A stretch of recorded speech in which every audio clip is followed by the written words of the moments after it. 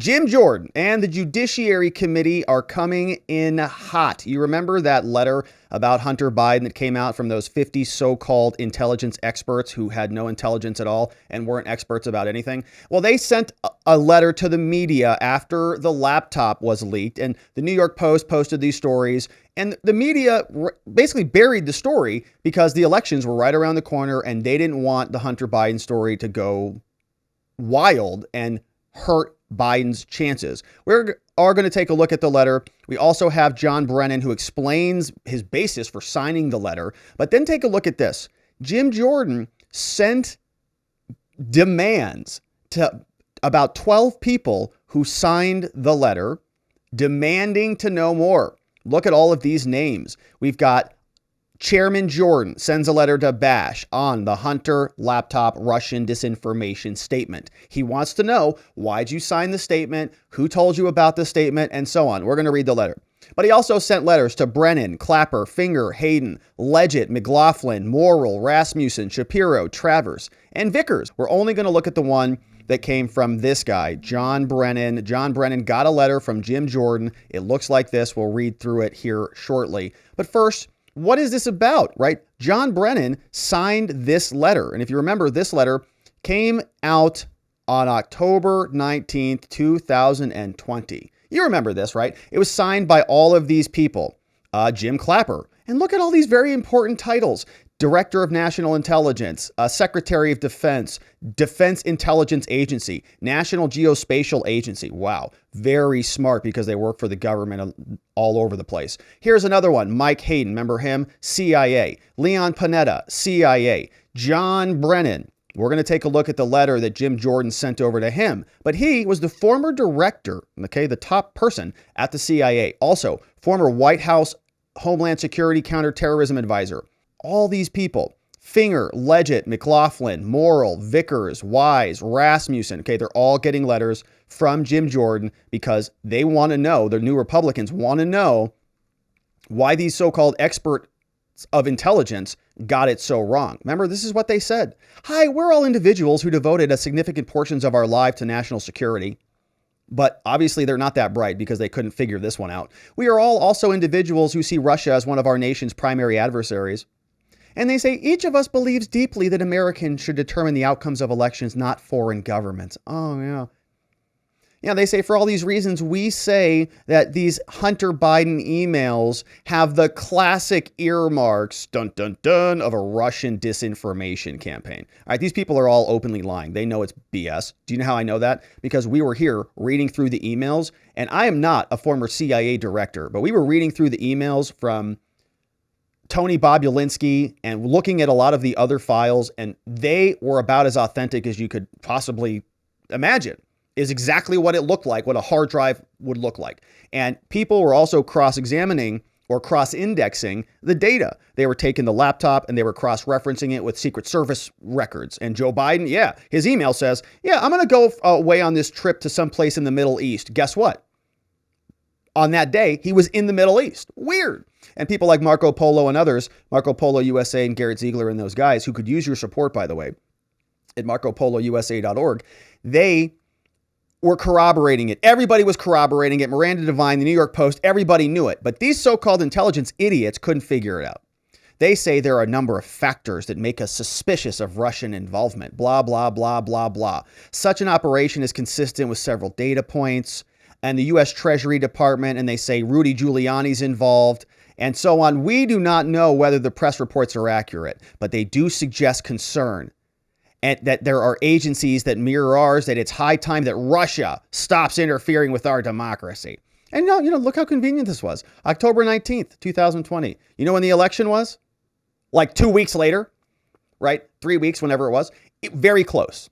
And they were panicked because this email saga was catching fire all across America. So once again, all of these people, you can just know, have any of them retracted their statements? Have any of them come out and said, man, all of these credentials are for naught? Have anybody come out and disavow? Look, they're all CIA people too.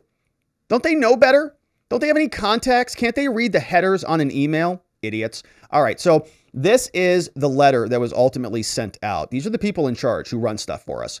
And this is John Brennan, who is the former CIA director, who was explaining it during a conversation. I don't know. Again, I scratch my head at whatever John Ratcliffe says on these matters and just asserting something. John Ratcliffe, by the way, was the actual DNI, the Director of National Intelligence, somebody who was reporting intelligence accurately. This is him commenting on John Ratcliffe responding to the Russia hoax allegations. I don't know. Again, I scratch my head at whatever John Ratcliffe says on these matters and just asserting something without providing any type of, information that is going to support that assertion, I think, again, just raises questions. So I think there are a lot of issues related to this New York Post story that reportedly referenced the Hunter Biden emails.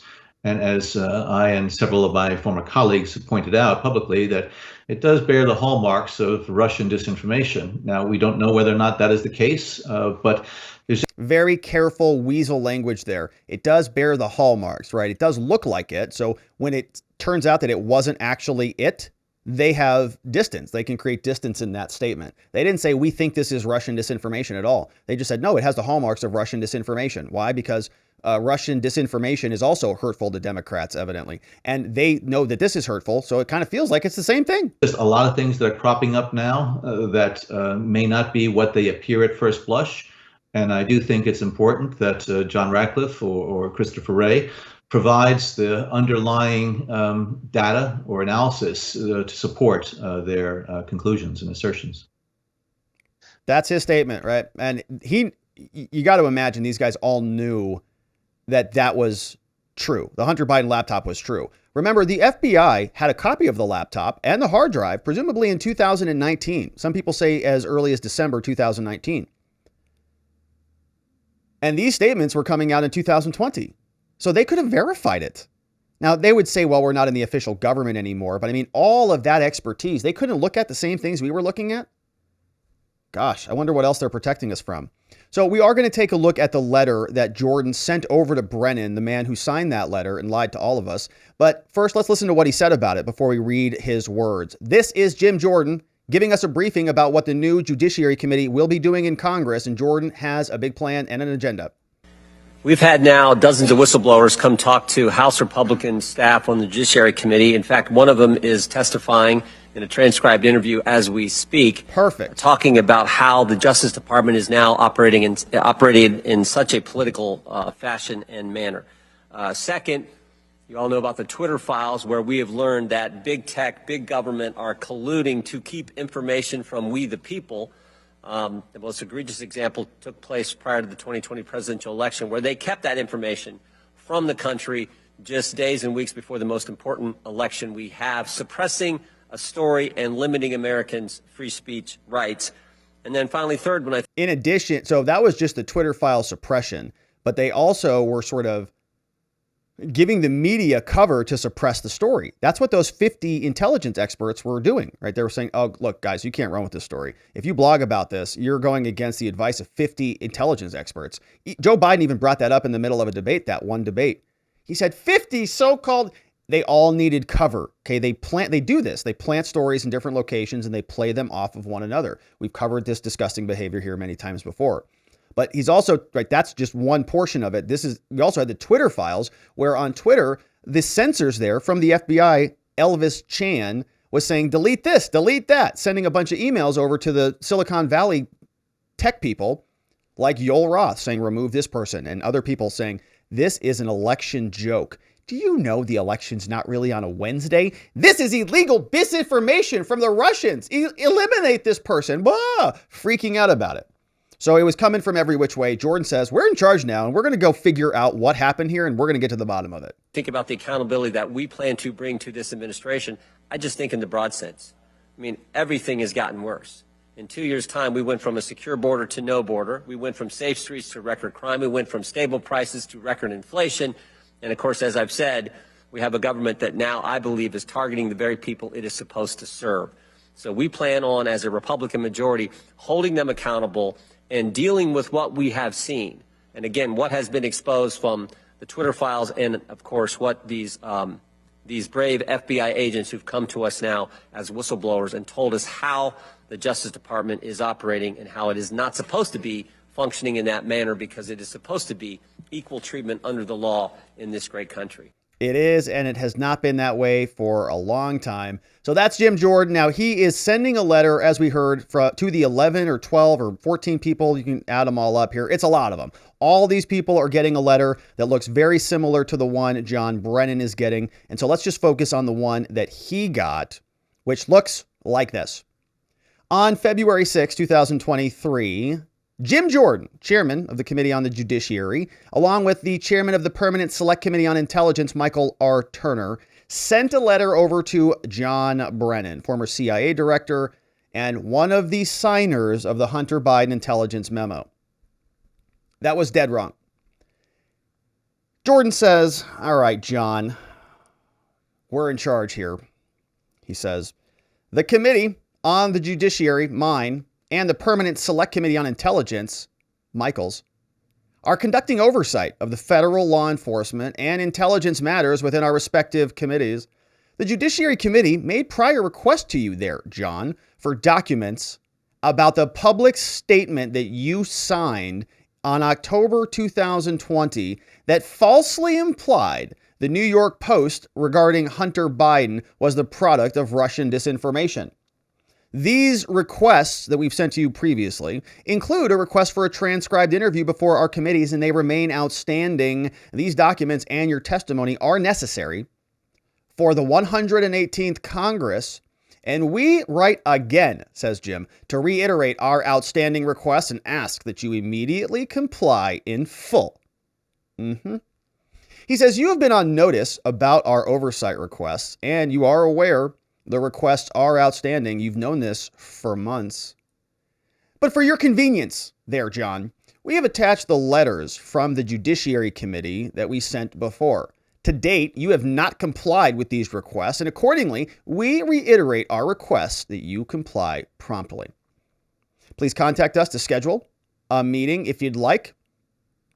If you have a lawyer, let them know we want to talk to them.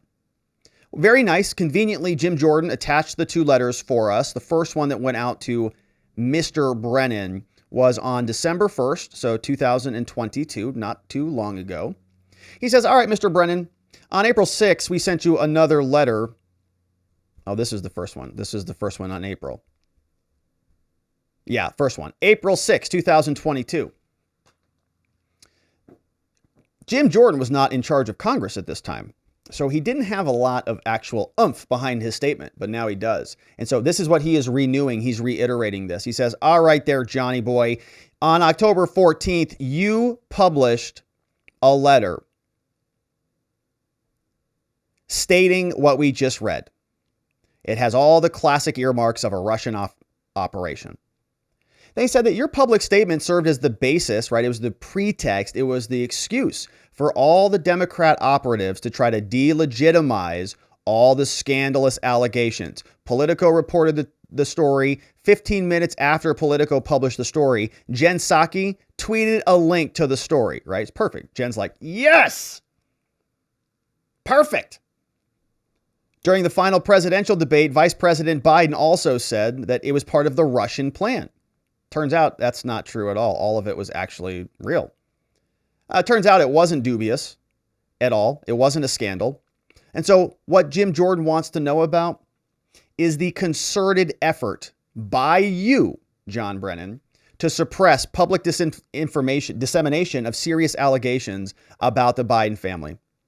We are investigating the role that your public statement played in this effort. So therefore, we want to know the following. One, identify all the people with whom you communicated about the Hunter Biden emails. Okay, so drafting emails, editing, signing, publishing the statement. How are you involved in drafting the letter that we read? We want all emails, communications related to the drafting of that document. They say, please produce all the material no later than April 20th, 2022. Of course, that got ignored. And look at all the people who signed off on this one. Jordan, Steve Chabot, Darrell Issa, Louis Gohmert, Ken Buck, Matt Gaetz is on there, Andy Biggs, Johnson, McClintock, and others, including Chip Roy and Burgess Owens. So he didn't respond, obviously. So they sent a follow-up letter in December, and they said, all right, well, in April, we sent you another letter This statement serves as a basis for partisan operations, and the statement was useful in suppressing information weeks before the election. And they warned him. They gave him proper warning. They said, listen, John, buddy boy, you didn't respond to our letter on April 6th. And so we're now reiterating our requests. You have to understand this, that the Republicans will continue to examine this matter next Congress, including by compulsory process, if necessary, which is going to be a lot of fun. So the Committee on the Judiciary is authorized to conduct this investigation. Jim Jordan says, please give us what we need. Sincerely, your friend, Ranking Member Jim Jordan, writing over from Congress. And so we'll see what all of these people do. John Brennan's going to lawyer up. They're all going to lawyer up. And there's all of these letters now that are all out there. Jim Jordan wrote a bunch of them. 1, 2, 3, 4, 5, 6, 7, 8, 9, 10, 11, 12. 12 of them. Woo! All right. So Bash, Brennan, Clapper, Hayden, and many others are going to get those letters. We'll see if they respond. We'll see if they sit down for these transcribed interviews, or if we get any answers as to how these people got together. How did were they all text? Were they in a group text chat or what? They said, oh yeah, does it feel like Russians to you? They're like, yeah, we should probably go to dinner and talk about the Russians, huh? And there's forwarding emails across each other. Forward, forward, forward. You want to sign this letter? Yeah, it's Russians, right? And it's probably Russians. And weird, 50 of them just got together and they signed a letter right before the election. Amazing how that works. Of course, we'll continue to cover everything the Judiciary Committee does because they're going to be very busy this year, and we will follow it. I hope that you like this video and join us as we do and subscribe so we don't miss you on the next one.